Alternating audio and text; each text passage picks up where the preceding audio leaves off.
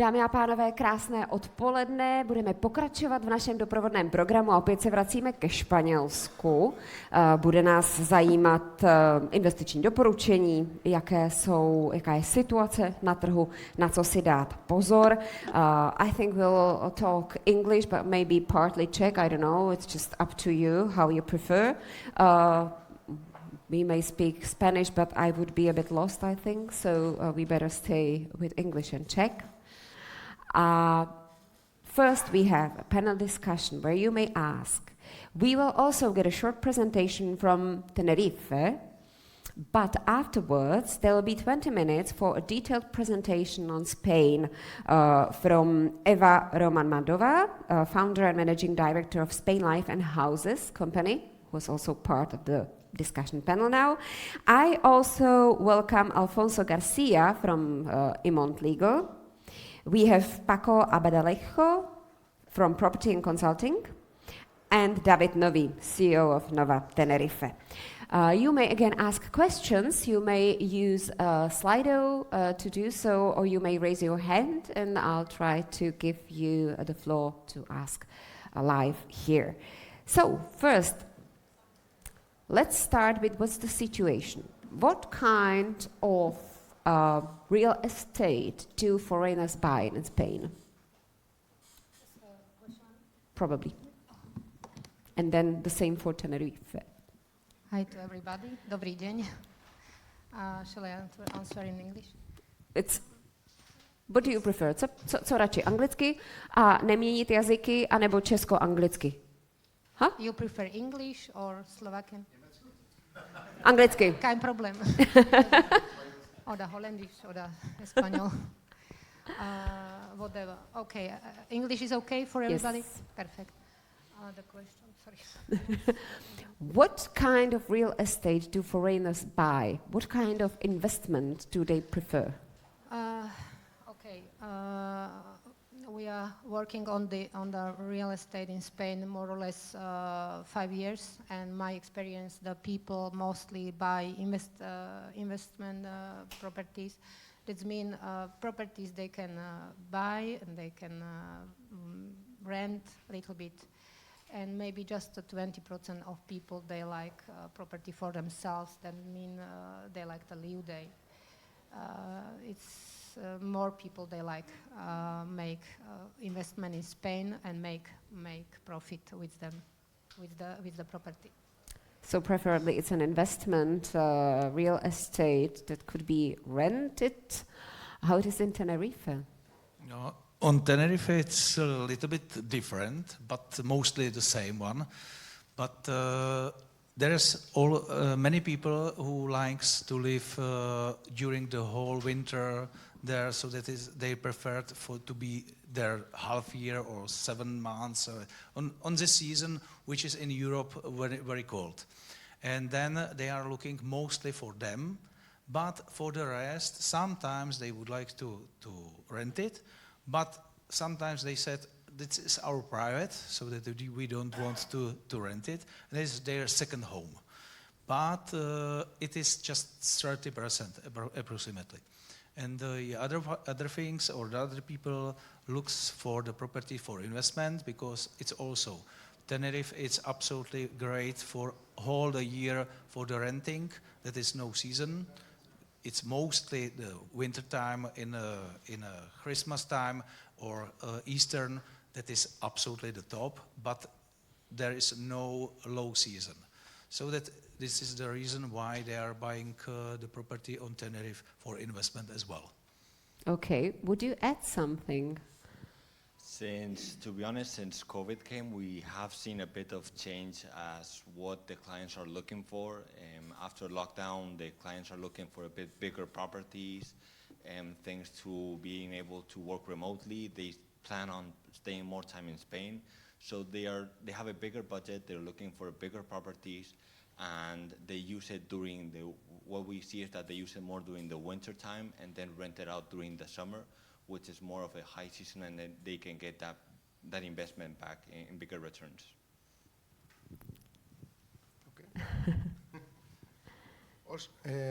Also depending on the age of the clients, which is quite important, Average age to buy a house is more or less 40 years old, 40, 45.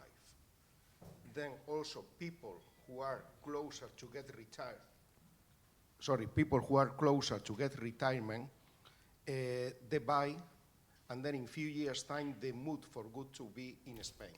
About all, because in our area, I mean, of course, it's not Tenerife. We are in the south. We are in Costa Cálida, Murcia, in the south of Alicante. So we have the Costa Blanca South and Costa Cálida, and most of the clients there are who buy there over 50 years old, and then they start using the house as a holiday. Very few of them, they try to rent it. They don't buy for investment, because in few years' time they are moving to live permanently there. So it usually depends on the area and also on the age of who's buying that. Okay, I promised to have a closer look at what are the investment opportunities now on Tenerife. So if we may go quickly through that, so that we may continue then with the discussion. And there is here is the clicker for you.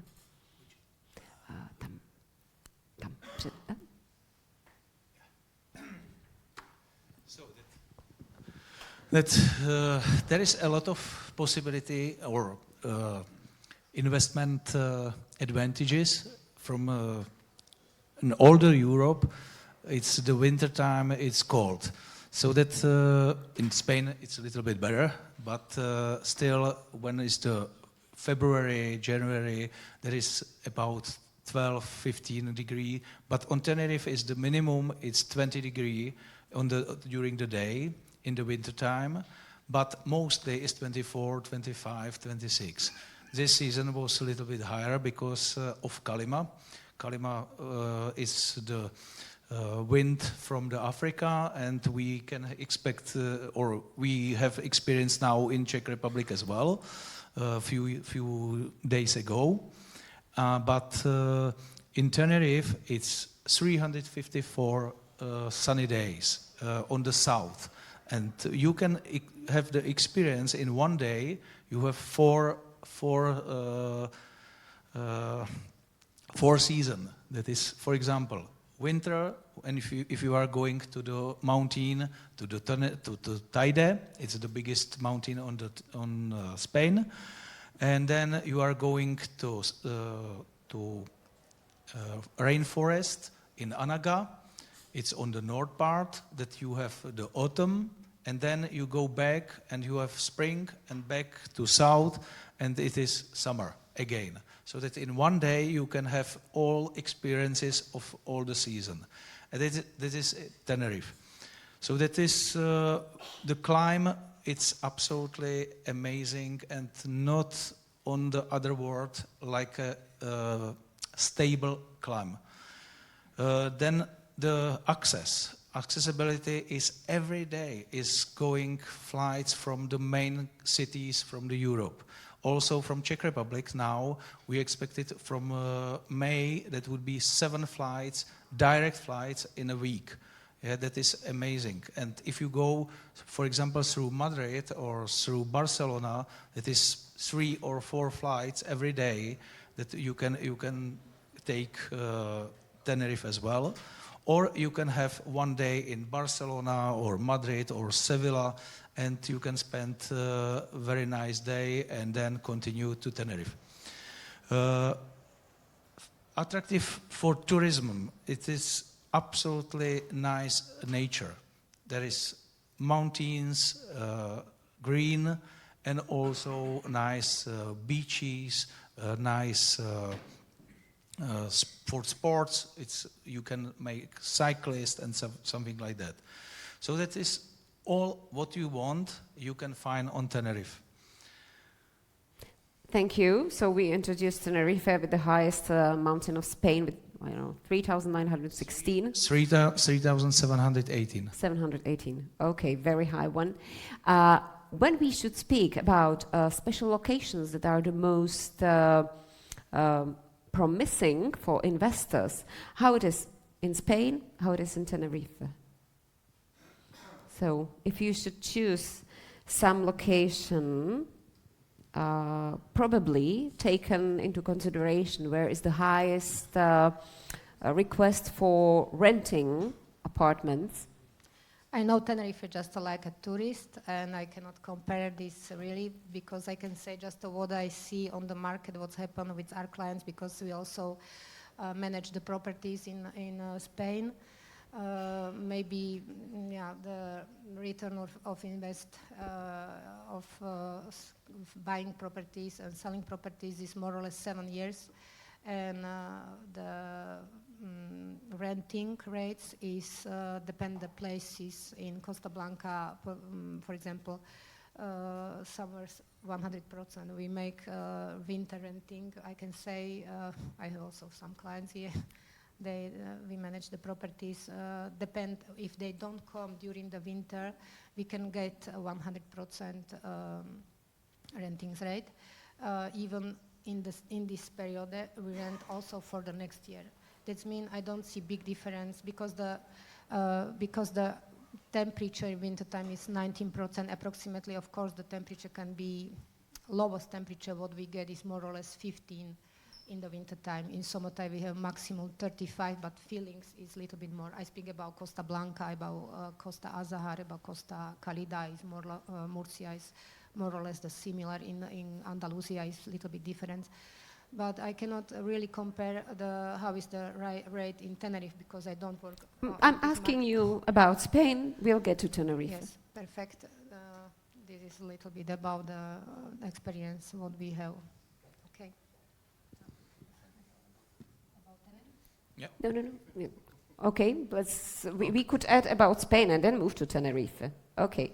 Okay, for this one we can compare that in our accommodations, and we are renting as well, and approximately now is the 83% occupancy, but for the whole year. Yeah, that's and the average price is 80 to 120 euro per day for apartments, for example, for 1 bedroom, and there is also very big difference between south, when it's more hot weather or more stable, or on the north part. On north part it's more rainy, rainfalls, and also there is the lower prices, so that in general is ROI it's about 6%, 5 to 6%, but it's really depend of the south or north, and depend of the area in south as well. But there is tourist centers, and now it's changing. The people like more quiet than the big tourist centers. And the rocky sea coast that is in the north. By the way, I think the prices in Tenerife has been rising quite quickly in the last years. That after the COVID, that was the same situation, that now increased about 30%, but during the last 10 years, it's approximately 5, maximum 10% a year. Okay, thank but you. it's How it is with different locations in Spain with the increase of prices?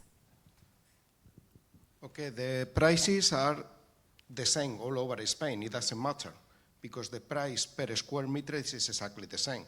A brick is the same price, a square meter of concrete is the same price, and a door costs the same. It doesn't matter if it is the south or the north of Spain.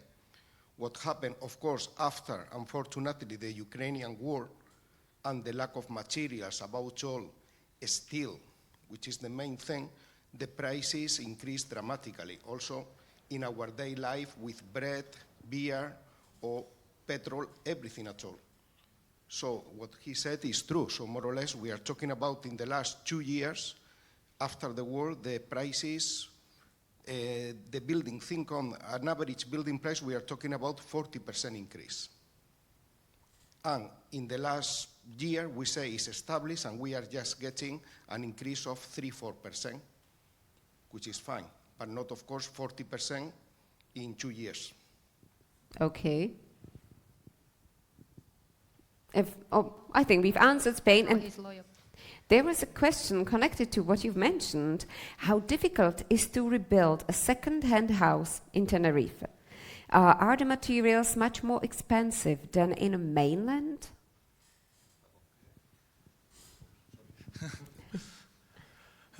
Yes, because of the transport. Yeah, because most of the materials it's coming from Spain, but we have lower taxes, so that sometimes when the materials is from Spain, that we have lower taxes, but when it's from outside, from Italy or Germany, so there is special tax to be increased.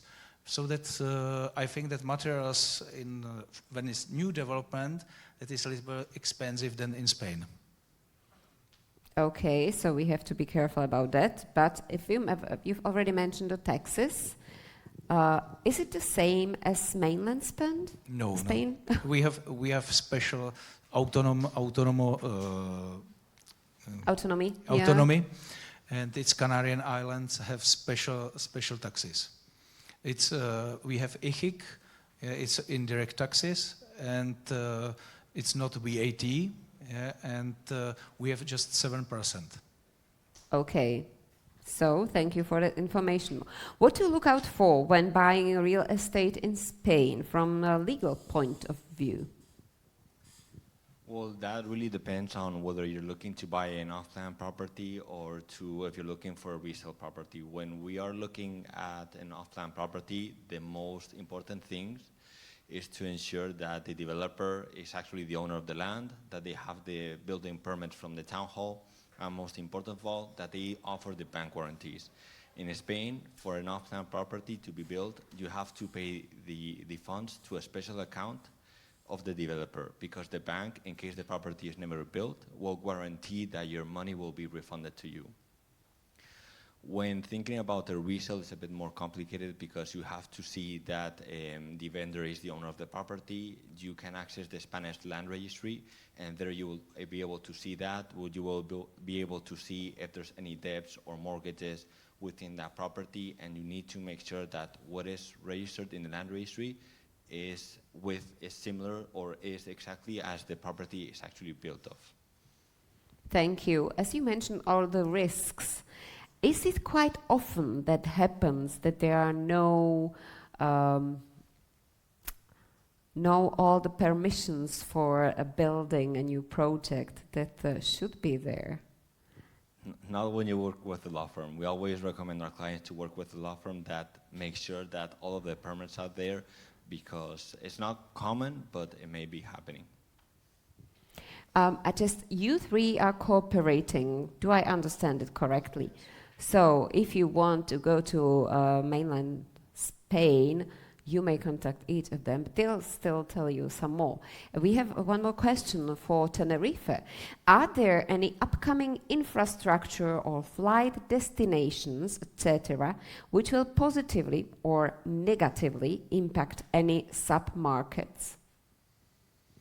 Yeah, it's not an easy question because there is also very big difference between north and south. In south, they are trying to do new infrastructure, but still everything is about 20, 30 years old.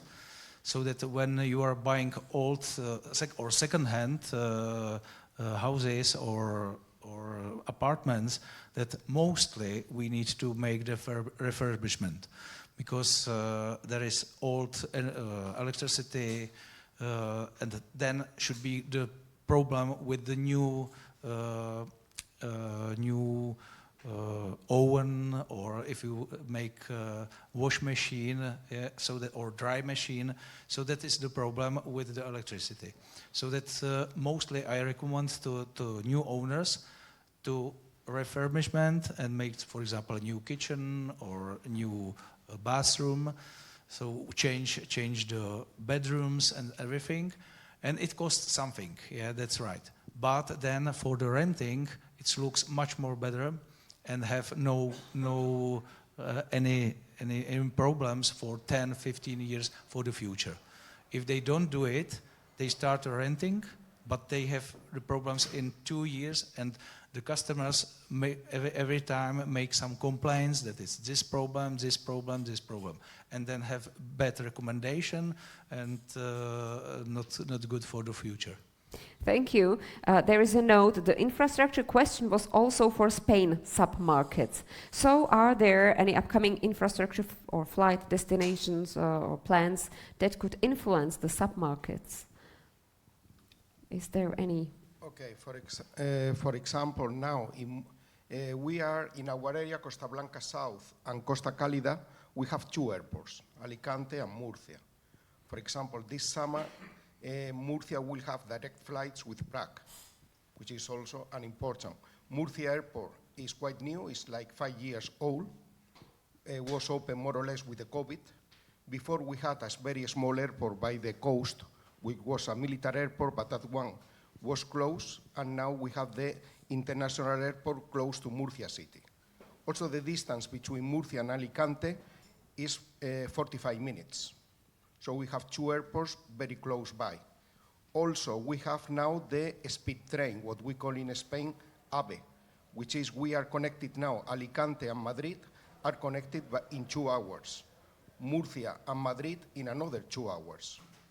So in that case, the infrastructure are improving a lot. Okay, thank you. Have there been any changes in the nationality of the tourists in recent years, or expected changes in the near future, and why? Any changes? A lot. Okay. Okay, now, anyway, we had a peak point, which was the crisis in 2008, 2009. At that time, we heard here very often about huge complexes of empty flats and apartments. So that changed? Yeah, all of them, they are fully occupied now. They were finished.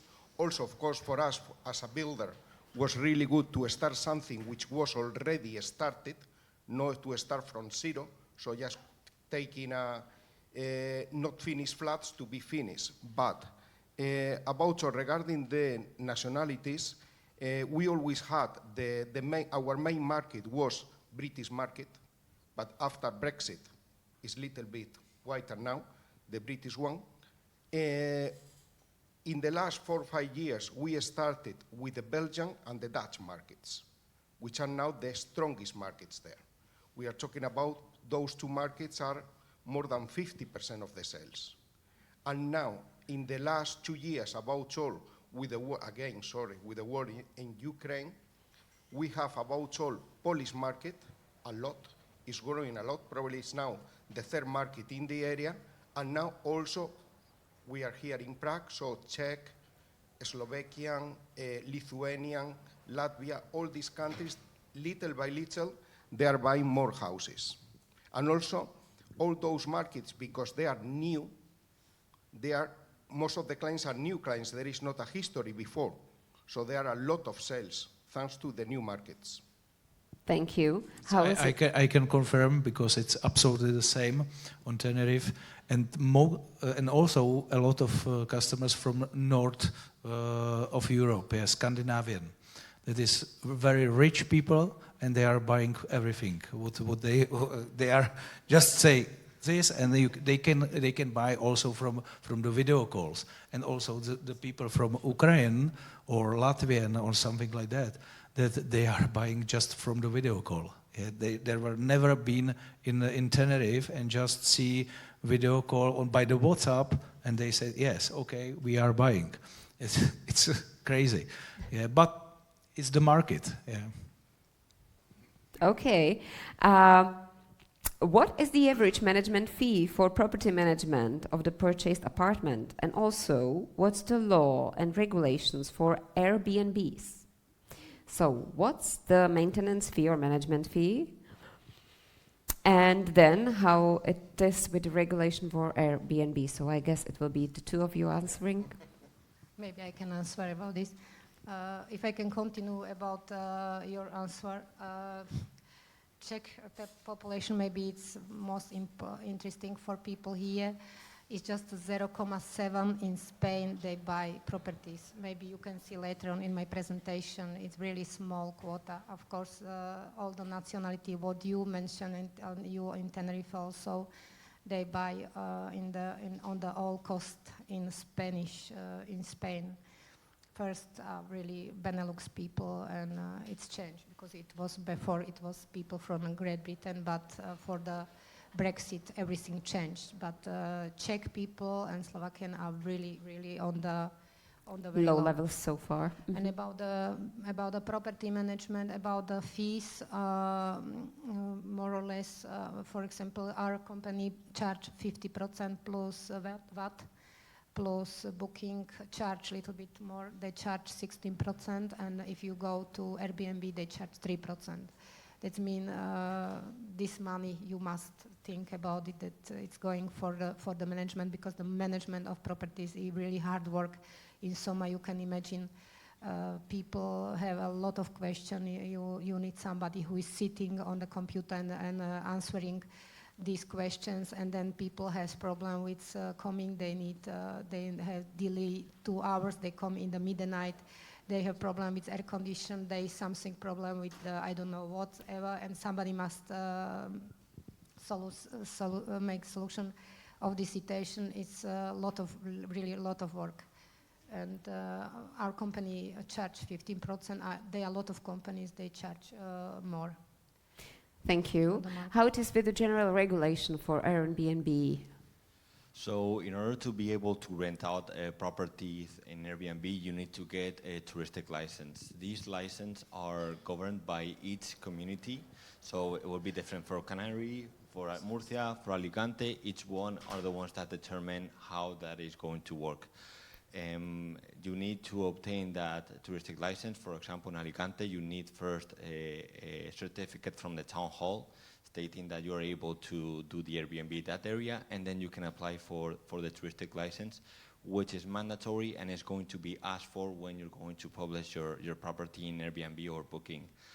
Then when you rent out the property, you have to pay the tax on the income that you're receiving.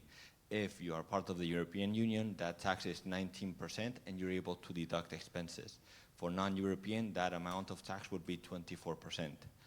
As of today, that tax has to be declared each quarter, but they're speaking and seeing if they're able to change it, so that can be declared once a year. Thank you. Something to add from Tenerife? Yeah, I agree. We have the same condition because we are in Spain legal. And how it is with the fee? For managing? The fee, it's depend of the companies, but mostly in Tenerife, it's 15 to 25%, most of the agency. But for example, we are using just 15%, but from the netto price, because mostly they are using from brutto. Yeah, and I said that is not fair to do the provision of commission or commission from commission, so that we are doing from netto. And as we were speaking about the nationality, so we answered as if it would be about the buyers, but I got a note that they were asking about the nationalities of tourists coming to Tenerife and Spain. So if we may shortly add that one. So that if I can come to you, so that main visitors was from Britain, from English. And now a little bit changing, and one of the biggest currently on the Tenerife is Italian. A lot of Italian now is there, and it's crazy. Yeah. But now starting also French people, German is standard, but they are going to north because they like more north. But in the last 2, 3, or from the beginning of the COVID, starting to be very big increasing from Czech Republic. Yeah, that is very, very big increase. Because before was 1 flight, direct flight from Czech Republic, now is 7. So that's big difference. Yeah, it shows that 7 there times, is a demand. But also we have the airports from Nuremberg, from Vienna, from Katowice, so that in the surround, and they are 1/3 of the price than from Prague. So that if you are flying from that cities, that is much more better. Thank you. With Spain, tourists are coming mainly, Paco would probably answer that one. It's going to be a very easy one, Spanish. Spanish, mainly Spanish. Okay, good. Yeah, because we are talking about Madrid is a city with 5-6 million people, and they don't have sea. And it's actually the And safest because they are there always, even though when the borders would be closed. So, Yeah. Yes. and the language. And then, of course, in the summertime, we get full occupation with the Spanish people because they are looking for the coast, and our area is the closer from Madrid also, but Madrid and all the cities around Madrid. So Okay. from the rental point of view, I always say to my clients, okay, in the winter, we can get golfers coming from Sweden, Norway, Germany, all over the north of Europe to play golf, but in the summer, the houses will be occupied for Spanish people. Thank you. Short comment. Yes, short comment.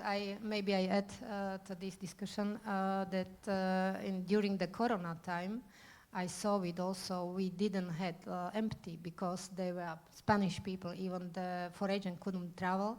We had really quite full occupied the properties what we rented out, and because of Spanish, they allow the costa. Never mind where, but they come if even foreign. And this is also a very good argument if you buy property in Spain to be in the place where Spanish buy, but Spanish buy also in the all costa.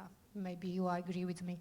I don't know, but there are some places they like more, or there are some places they are more expensive than other one, and depend the class of the people what they can pay and what they cannot pay. Last question before we move to the presentation that I promised. I think, Alfonso, is for you because it's still considering Airbnb. Are there any regions in Spain which stopped giving those licenses in order to rent for Airbnb? Well, in Costa Blanca, there's very few, because you need that certificate from the town hall. At the moment that I can think of, only 1 or 2 populations that are stopping temporary the licenses. I know that there are other regions in Spain, like for example Mallorca, where they have a bigger issue with that. They have stopped their giving touristic license, again depending on the town hall, but there's not many restrictions at this moment with the touristic licenses. Thank you. So probably good news for you who were asking. We haven't said about the most up-to-date projects that are there to offer in Tenerife, but I'm not sure if we have enough time. If you could concentrate it in 1 minute, or I just invite to your stand. No problem. Okay. So that there is some of the new projects. We have one of the projects which is absolutely on the first line, but it is for the people who looking for very privacy and absolutely luxury, and it's on the first line because not so much residence complex is possible when they are building new one, that they have the condition that minimum 6 months or they need to rent it with the hotel, and this is the one project, new one, which you can rent it as you want, or you can live there. So that is not so often there. But not so much new projects because there is the close for the future building, and there is no new areas for the building. So they are limiting where to build. That would be for the increasing of the price for the future, for invest would be as well. And it's good. Thank you. I thank to David